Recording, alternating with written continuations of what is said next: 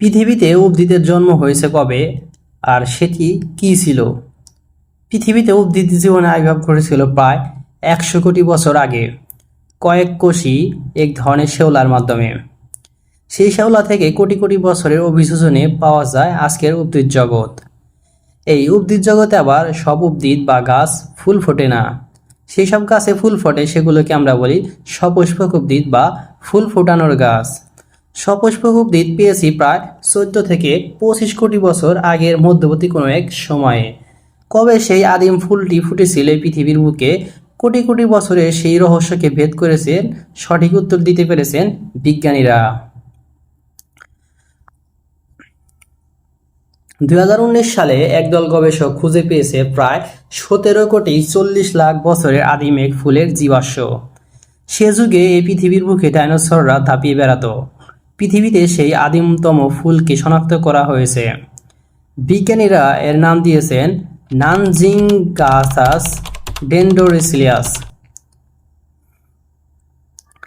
এখন বলা হচ্ছে পৃথিবীর আদিতম ফুল গাছ। এই আবিষ্কারের আগ পর্যন্ত প্রায় 14 কোটি বছর আগে ক্রেটাসিয়াস যুগে একটি সপুষ্পক উদ্ভিদের জীবাশ্ম ছিল সবচেয়ে পুরনো ফুল গাছ হিসেবে স্বীকৃত। গবেষকরা ঠিক এখনও নিশ্চিত নন এর চেয়েও পুরনো কোনো ফুল পৃথিবীতে আদৌ ছিল কি না। এমনকি জীবাশ্ম বিশ্লেষণের পর ঠিক বুঝতে পারছেন না কোথায় এর বাস ছিল। চীনের Nanjing institute of geology and প্যালেন্টোলজির অধ্যাপক ও লেখক কুইআং ফু জানিয়েছেন এই কথা। তবে গবেষক দল সেখানে অনেকগুলো ফুলের জীবাশ্ম দেখতে পেয়েছিলেন। 2018 সালে ফু ও তার সহযোগী গবেষকরা 198টি ফুলের মধ্যে 264টি জীবাশ্ম নমুনা পরীক্ষা করেন। তারা চীনের দক্ষিণ জিয়াংশানে এই জীবাশ্ম পাথরখণ্ড খুঁজে পান। চীনের নানজিং জুরাসিক আমলে পাথরে গঠিত একটি অঞ্চল, তাই সেখানে পাওয়া জীবাশ্মটি জুরাসিক কালের বলে তাদের বদ্ধমূল ধারণা। অবশ্য শুধু ধারণার বশবর্তী হয়ে তারা এই সিদ্ধান্ত আসেনি।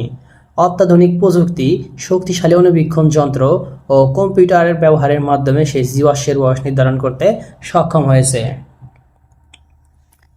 2015 সালে গবেষণার ফল প্রকাশিত হলে একদল গবেষক প্রায় 6 বছর ধরে সেই গবেষণা কার্য চালিয়েছিলেন। সেই গবেষক দলের নেতৃত্বে ছিলেন ফ্রান্সের ইউনিভার্সিটি অব প্যারিস সাউথের গবেষক হার্ভে শকেট। তিনি বলেছিলেন, আসলে আমাদের সেই আবিষ্কারের রোমাঞ্চটা ছিল অনেকটা বিগ ব্যাং এর মতো। ফুলের শুরু হলো কি করে তা আবিষ্কারই করাই ছিল আমাদের মূল লক্ষ্য। পৃথিবীর প্রথম সেই ফুলটা ঠিক কত বড় ছিল তা হয়তো বলা যাবে না, তবে ধারণা করা যেতে পারে তার আকার হয়তো 1 সেন্টিমিটারের বেশি ছিল না। সত্যি বিস্ময়কর ছিল পৃথিবীর সেই আদিমতম ফুলের আবিষ্কার। সেই আদিম ফুল থেকে সারা পৃথিবীতে এখন ছড়িয়ে রয়েছে সপুষ্পক উদ্ভিদের প্রায় 3 লাখ প্রজাতি ফুল।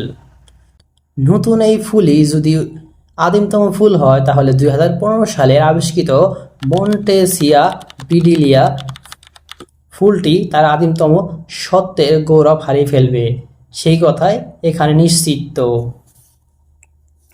তো কেমন লাগলো আজকের ভিডিওটি? যদি ভালো লেগে তাহলে অবশ্যই লাইক, কমেন্ট অ্যান্ড সাবস্ক্রাইব করে আমাদের পাশেই থাকবেন।